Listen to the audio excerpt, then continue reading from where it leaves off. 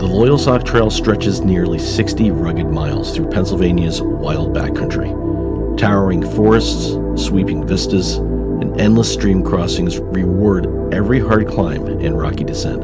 Over 4 demanding days, we pushed big miles, solved trail surprises, and soaked in the beauty.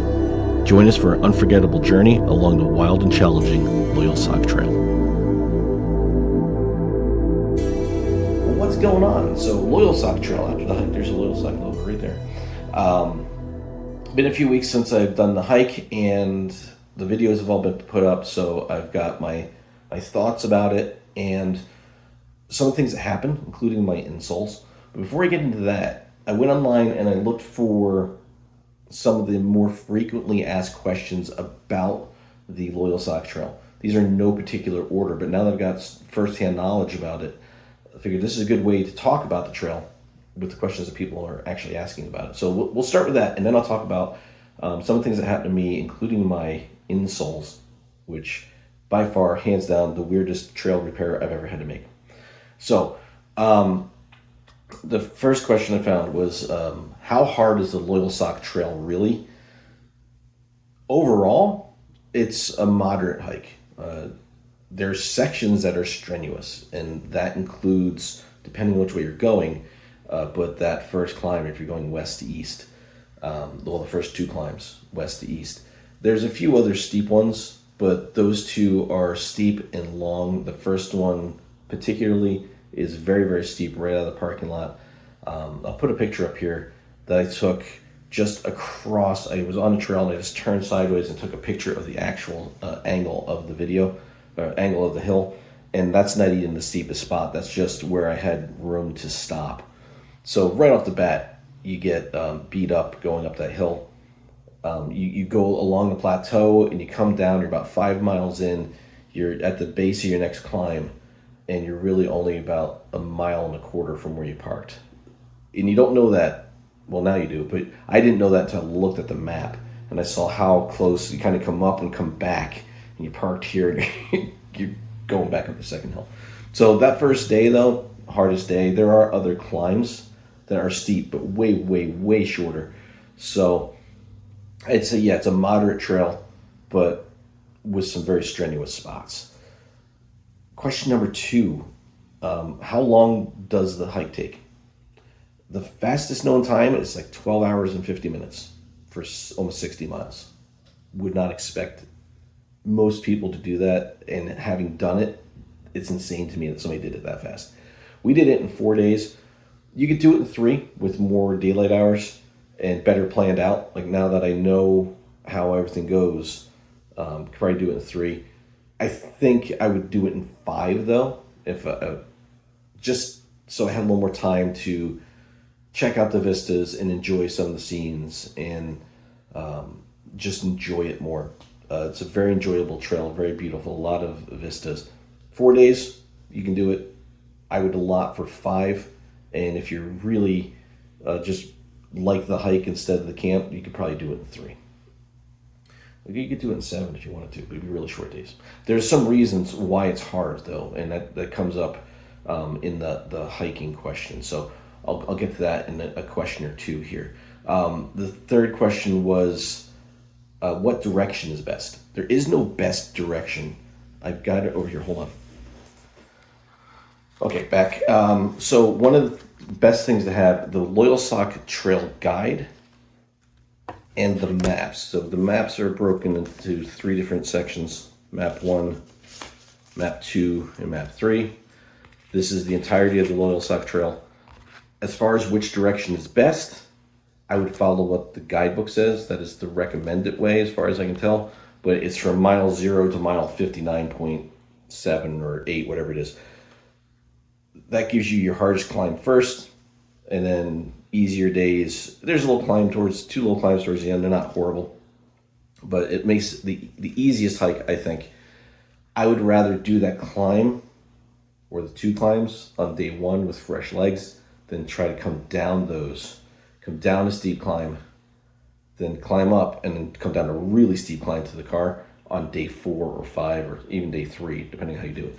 But Yeah, the maps have it laid out west to east, and I think that's probably the best way to do it. You could do it the other way, doesn't matter. Just make sure that you understand that the everything is laid out for west to east. What is camping like? So this is the question that really depends on how everything is laid out. On the Loyalsock Trail, you're going through state forest, you're going through state game land, you're going through state park, and you're also going through private land in some areas. The guidebook tells you exactly where those private area and state park areas are, and in those sections you cannot camp. In the state park, you could rent a campsite, but you gotta go off trail to get to the campground, and that's not a guarantee. The campground does get very busy. So for primitive camping, for backpacking, there's a couple sections where you can't. So we were planning on 4 days, 15 miles a day. Day one, we couldn't, even if we wanted to, we couldn't have done 15 miles because at like 13.8 miles starts a 5 mile section of private land. So we'd have to do either 13.7 or 18 miles on day one. So you got to keep that in mind. In the state park, same thing. We got there on day 3.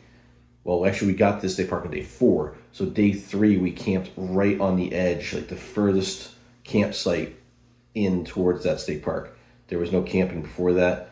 Again, it's like another 5 miles to get to the next campsite, and it turned out that that didn't have great water. So you got to really pay attention to that stuff.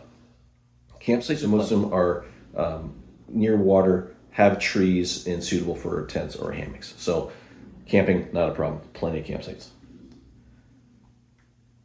Question number 5 was, is water easy to find? Yes. We went at the end of a relatively dry stretch of about 2 months where we didn't get a lot of rain. We got a little, but not a lot. So the sections that were usually really swampy that we knew of weren't bad at all. But there was reliable water in all but a small handful of water crossings or water sources that we looked at and thought, that's not great water, or there was no water there whatsoever. But most of the main ones, and the guidebook shows where water is, and also far out has the Loyalsock Trail, I believe, now listed, and that showed reliable water sources and all that. So if you got the guidebook, if you've got an app, you can find them. Most of the water sources were good. However, it is backpacking. Always either filter or treat your water, boil it, do something. Only if it's an extreme emergency, you have no other choice should you drink water straight out of a water source, because you don't know what's the upstream from you. There could be a dead animal in the water. You don't know. So filter, boil, treat, something. But yeah, the water is available, and even in the dry season like we went, it was pretty plentiful. We didn't have a problem. Question number 6 was, how's the blazing and navigation? These will come in extremely handy in some spots. For the most part, blazing was ridiculously well. They used these markers right here, these yellow LT markers. In some places, they still had the old red with yellow lettering, and there's a couple that I think were black and red, I think. There's a couple old ones, but for the most part, you see those in most areas. When you get towards the state park and you get towards the Loyalsock Link Loop, which uses part of the Loyalsock Trail and is partly on its own, it creates like a 23-mile loop around World's End State Park. That is also yellow and red, but it uses X's instead of the LT. And if you're just looking real quick and you're looking up the trail for a trail marker, you want to make sure it's got the LT and not the X's. That wasn't so bad. The bizarre part was in some of the areas where you're on roads, forest roads, even like in the private property areas, you're on actual roads, there'd be a crazy like 5 junction interchange and no blaze. None whatsoever. You have to look way down the trail and hopefully you could see one. That's where the guidebook came in handy. I had map 1 loaded into Maprika, but that was it. So after we got off of that first map, it was just paper maps all the way, which I kind of liked. Wasn't looking at my phone much.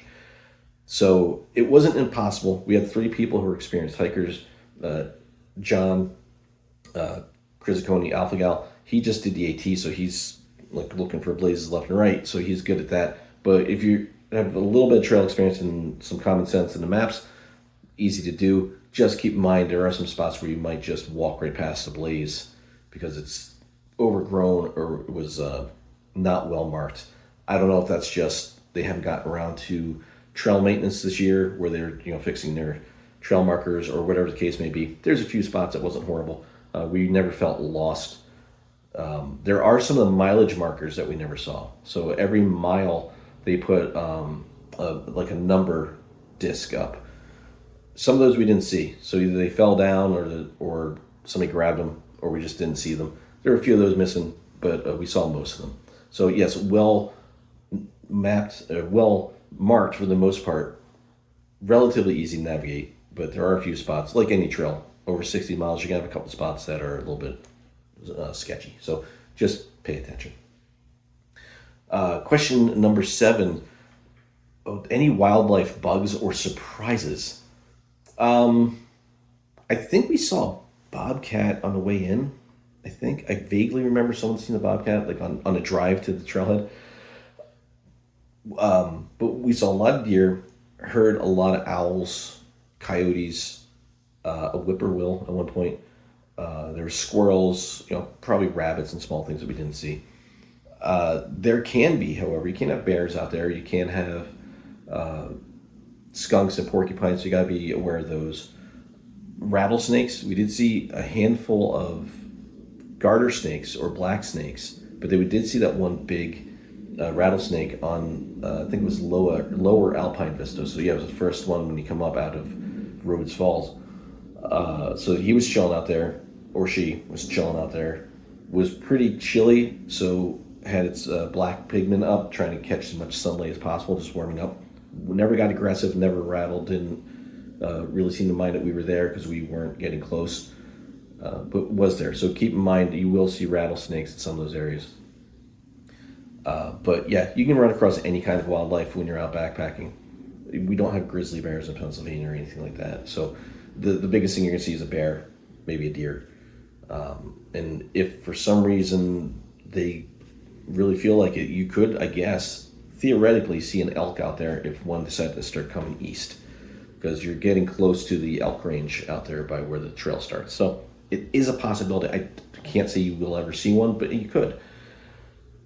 Next question, number 8, was what gear worked and what didn't? Well, my insoles, but we'll talk about that. That didn't work, and kind of did. Most of my gear I didn't have any problems with. I used my hammock. 2 of the 3 nights I didn't need my tarp. Actually, I didn't need it for the 3rd night. It just looked like it might rain, so I put it up just to be safe. And I was pretty tired, so I knew I wasn't going to be sitting in a hammock looking at the stars. But I used a hammock. John and Dragon both used their backpacking tents, and none of us had any problems finding places to set up in those campsites. There may be a few of the campsites near the vistas when you get higher where you don't have the right trees for a hammock, but we tend to try to stay near water, so we haven't. It's always a nice thing to camp near water, especially when you're trying to keep your weight down through your hike. So yeah, as far as gear, everything in mine worked pretty well. I don't think anybody had any real gear failures except for my insoles, and I'm going to talk about those after the questions. But yeah, I would I don't think there's anything I wouldn't take. I used, except for my rain gear and first aid, which are like things you hope you never have to use. I used everything I took, and I guess now I'm pretty dialed in with what I need. Yeah, so everything worked really well. Nothing that I would change unless I was changing the style of the trip. If I was going for more days, maybe I bring my pocket rocket instead of my alcohol stove, just to have that, extra fuel. If I was doing in the winter, maybe I'd do, change some stuff, but nothing because of function. Number 9, what was my favorite section, or what are my favorite sections? The whole thing. It depends on the trip, I guess. I've done Catch and Run by itself twice with Dragon, and we did it the 3rd time here. That's gorgeous, that whole area from so just east of High Knob in the state forest towards World's End State Park. And I think you might be in the state park at that point. But it's just gorgeous. That whole area is very nice. But on this trip, I'd have to say, day 2, I knew it was going to be a long day. My insoles had started having their issues. I had to make that repair, and I just slowed down. We had 2.5 more days out there. I wasn't gonna try to rush, so I just slowed my pace down. Dragon and John would get way ahead of me. They'd stop for a break. I'd catch up. They get ahead of me, and they got to camp. They were ahead of me all the way to camp. So after we passed Kettle Creek Vista, I think that's the Kettle Creek Vista, and you come down into I can't remember what it's called. It's a gorge. It's like a natural area, and then you come up to the campsite. So up to mile, I think we were at 28 at that point. So that's where we camped, 28 and a half. So into that area, it was gorgeous, and just like the rest of it. But it was getting to dusk, and the sky changes and the forest changes, and I hiked into the night, and it was dark when I got to camp. But just something about that, I absolutely loved it. It was just, I was out there by myself. I mean, I knew they were right ahead of me, and you're not super remote, but you just feel like you're out there by yourself with nobody around for miles and miles, which I guess is kind of true. But yeah, that was probably my favorite section of this particular hike. Now, if I do it again, it would probably be a different section and for a different reason. So yeah, on this hike, I think that was probably my favorite part. I mean, my feet were a little sore because of my insoles, and I was worried about them not making it throughout the trip. But yeah, just that section, like I don't think about that when I'm thinking about the hike. I think about what the experience was. And aside from one down tree in that section, it was my favorite spot. There was just a massive down tree.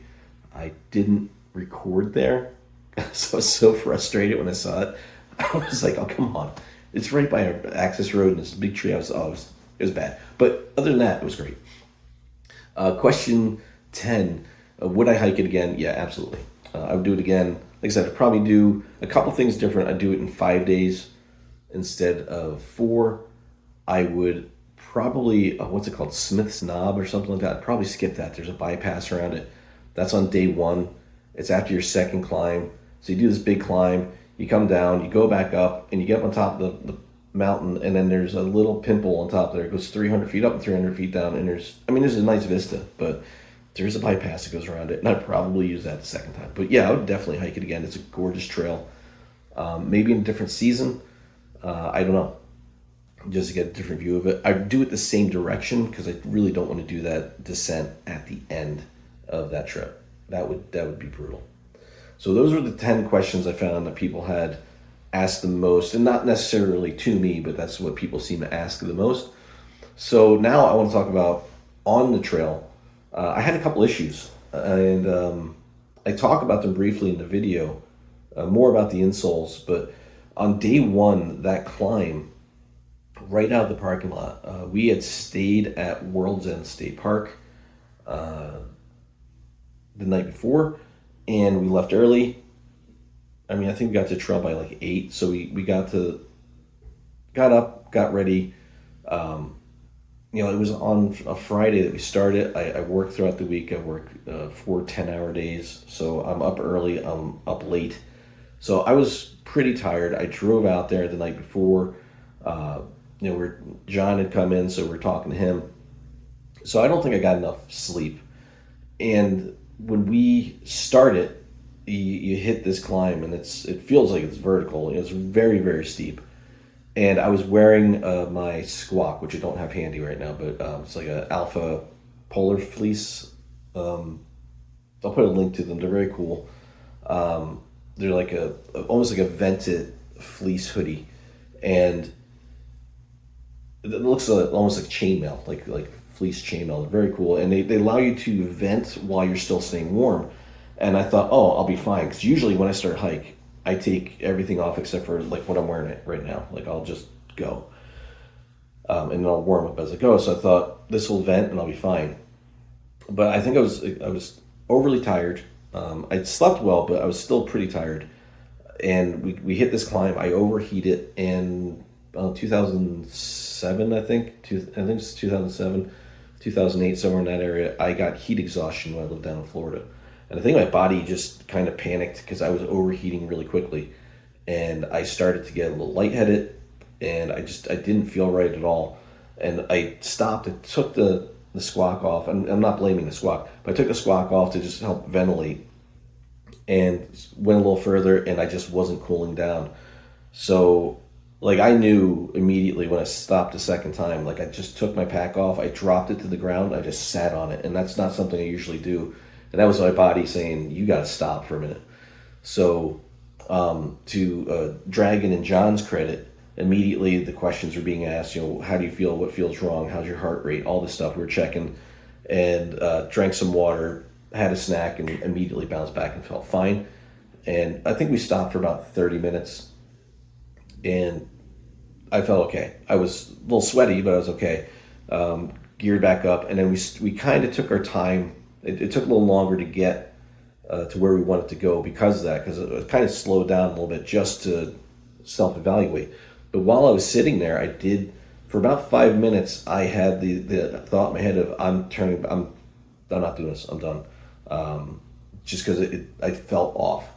But yeah, once I felt better, I just kept checking with myself, and we had kind of a working plan on if something I can't continue, then I can bail out. There's a lot of areas I could bail out to.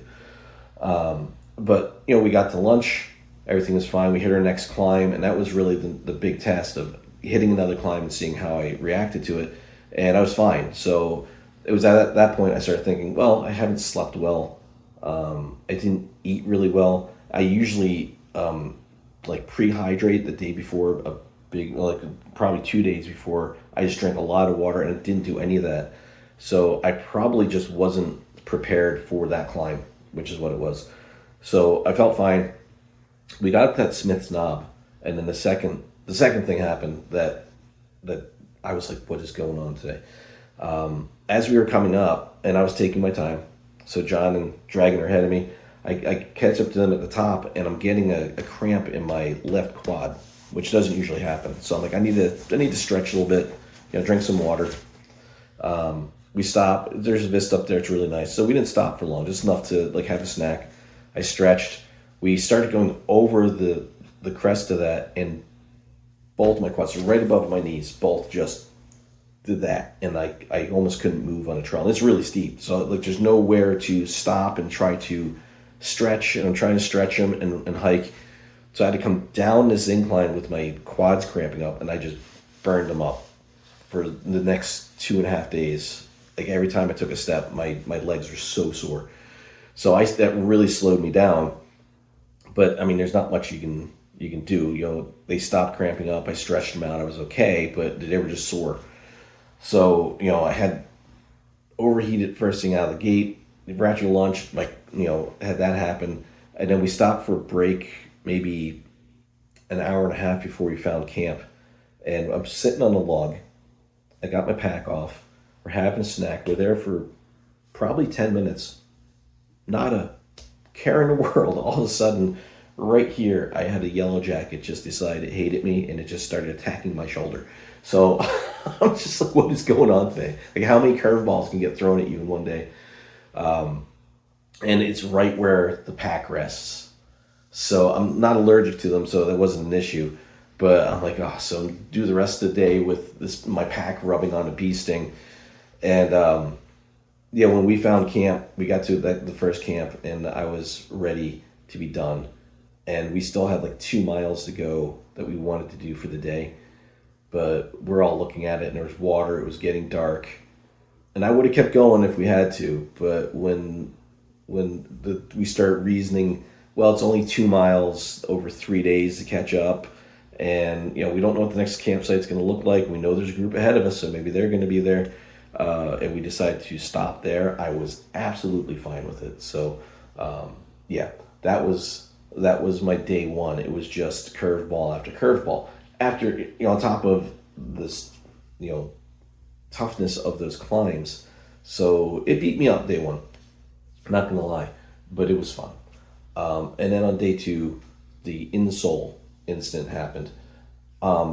So a little backstory on the insoles. In 2020, we did the Girard Trail that goes around Oil Creek State Park. It's 36 miles. I think that at that point it was the longest backpacking trip we had all done. There's dedicated spots to camp, so you can't just primitive camp there because it's in a state park. So there's 2 campsites. They're beautiful. They got nice shelters. It's a very gorgeous area. We want to go back out and redo that. But on day 2, my insoles started to act up, and by the end of day 3, they completely disintegrated, and my feet were bleeding. And I thought after that, it's never going to happen again. I always made sure I had new insoles, for big trips, and I stopped using, those were Columbia hiking shoes I was wearing. I stopped using those. I switched to Merrell's. So everything has been good for 5 years. Before this trip, the thought popped in my head, check your insoles, make sure they're good. And I'm thinking, Dad, they're not that old. They should be fine. I really only use these shoes for hiking, so they'll be fine, right? They'll be fine. So we get on the Loyalsock Trail, day 2, and I'm like, I think my sock's bunching up in my shoe because I'm feeling a little hot spot in my right shoe. So I fix my sock, I keep hiking. I'm like, we get to, I think it was lunch, I think it was our lunch break. And I'm like, I gotta see what's going on here. This is really not feeling comfortable. And I pull my shoe off and look in, and there's a hole right in my insole. And I can't wait to throw these out, but I want to do this video and show you. So these are the insoles. Well, here, I'll show you this because they're gonna be a pair. I'll show you what they're supposed to look like and what they actually look like. So these are what I usually use. The Superfeet hike support. These are great insoles. I love them. And if you've got hiking shoes that have removable insoles, these are a great option to have. So this is what they look like when they're new. Beautiful, right? Little topo maps on them. They got this carbon fiber pan underneath the bottom, which I really like. So, like, especially in Pennsylvania, we get a lot of rocks. It protects your feet. There's, gel pads in there. They're pretty thick. They're very cushiony. Very nice. I love these things. This is what the ones look like that fell apart. So this was the right side. As you can see, the topo map piece is gone. That ripped out. There's a hole like this right here and right here. So the idea, because the left one seemed okay, but I was going to patch these up like I did with some gauze and some gear tape, which I'm surprised with as nasty as insoles get, I'm surprised that tape is still sticking. And it felt fine. So I looked at that. I looked at this one real quick, and it didn't seem that bad initially when I looked at it, but it started to disintegrate as well, and there was pieces falling out of the shoe when I took it off. So this one gave up too, and it started separating really, really bad. I still had almost 40 miles to go with these. It wasn't going to happen. So there were some options. We could have reached out to somebody and had them do a trail drop at a road crossing, got new insoles out to me. Probably should have done that, but not me. Nope. What I did was I took my blue foam sit pad, and to do this in the video, if you haven't watched the video series, go back and watch it. And I made these out of a blue foam sit pad. And they've kind of puffed back up since the end of the trip, but they were flat by the time I got done. You can kind of see how it's contoured to my foot now. And they held up. I cannot complain too much. I think my feet, my right foot, I think got a little more beat up from that initial failure than I realized. Because these worked fine. At first they were very, very cushy, and like my feet were really tight in shoes, but as they packed down a little bit, they worked. And I needed them to go about 40 miles. I got about 38 out of them before my right foot just was, every step was just pain. And I just had a blister right here in my foot. So every step was just, if I was on flat and I could kind of keep my my toe up a little bit, I was fine. But there's a descent and then an ascent to get up off the trail back to the car, and that was killer. Looking at my GPS track though, on the flats, I was still doing like 3.5 to 4 miles an hour. So it wasn't slowing me down on the flats, but it was those climbs that were just brutal. And then my quads had recovered by that point, by day 4, but I was still, my legs were tired. But these, just wow. I was trying to figure out what to do. And I was like, is this going to be the end of my trip? With this, can I get a gear drop? Is that going to slow us down too much? Are we going to need to take an extra day? What's going to happen? So we're hiking down from where we had our lunch. We're hiking down to the next road crossing. There's by Angel Falls.